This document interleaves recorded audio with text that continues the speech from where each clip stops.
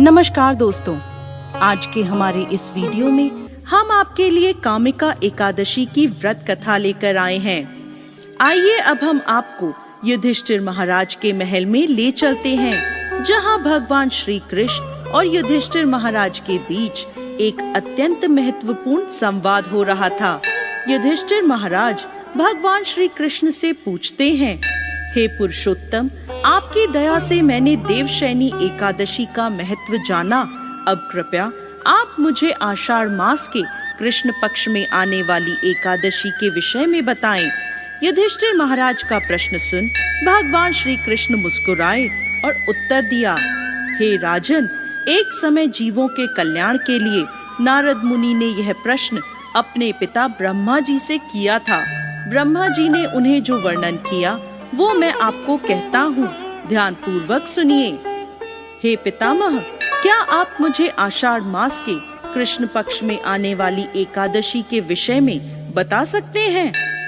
हाँ वत्स, आषाढ़ मास के कृष्ण पक्ष में आने वाली एकादशी कामिका एकादशी है। इसकी महिमा इतनी दिव्य है कि इसके श्रवण मात्र से अश्वमेध यज्ञों का फल प्राप्त होता है। इस दिन जो व्यक्ति तुलसी दल से भगवान श्री हरि की पूजा करता है, उसे स्वर्ण और चांदी दान करने के समान फल प्राप्त होता है। कामिका एकादशी के दिन तुलसी पूजन का विशेष महत्व है। इस दिन भगवान केशव को नव अंकुरित तुलसी मंजरी अर्पित करनी चाहिए। जो व्यक्ति ऐसा करता है वो अपने पूर्व और वर्तमान के सभी पापों से मुक्त हो जाता है। अब मैं तुम्हें कामिका एकादशी की एक पौराणिक कथा सुनाता हूँ, ध्यान पूर्वक सुनो।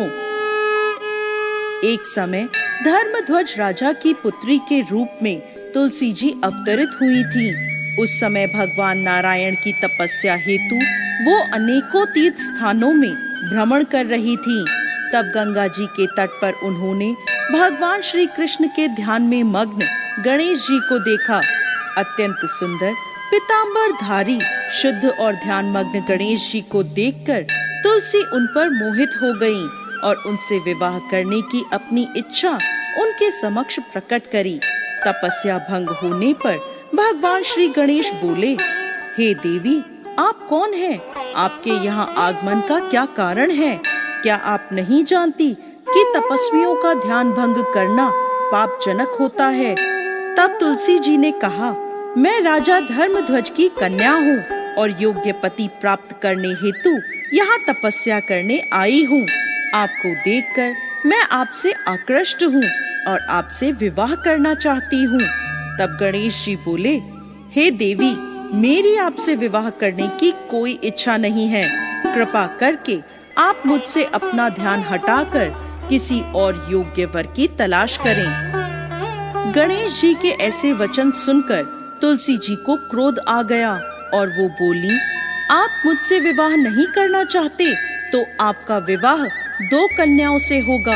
ऐसा कहकर वो गणेश जी के गजमुख का उपहास करने लगी। तुलसी जी का यह रूप देखकर गणेश जी ने उनको श्राप दिया, हे देवी, मैं आपको श्राप देता हूँ। आप असुर पत्नी बनोगी और उसके बाद एक वृक्ष बन जाओगी। अब यह सुनकर तुलसी जी को अपनी भूल का आभास हुआ और वो गणेश जी से प्रार्थना करने लगी कि वो अपना श्राप वापस ले लें। तब गणेश जी बोले, हे देवी, तुम भगवान नारायण की प्रिय बनोगी।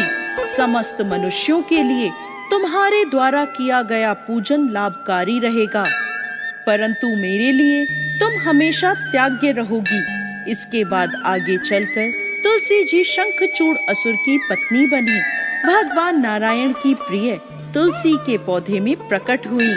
आगे भगवान श्री कृष्ण कहते हैं, जो व्यक्ति कामिका एकादशी के व्रत का पालन करता है, उसे संपूर्ण पृथ्वी के दान, बछड़े समेत किए गए गाय के दान के समान फल प्राप्त होता है।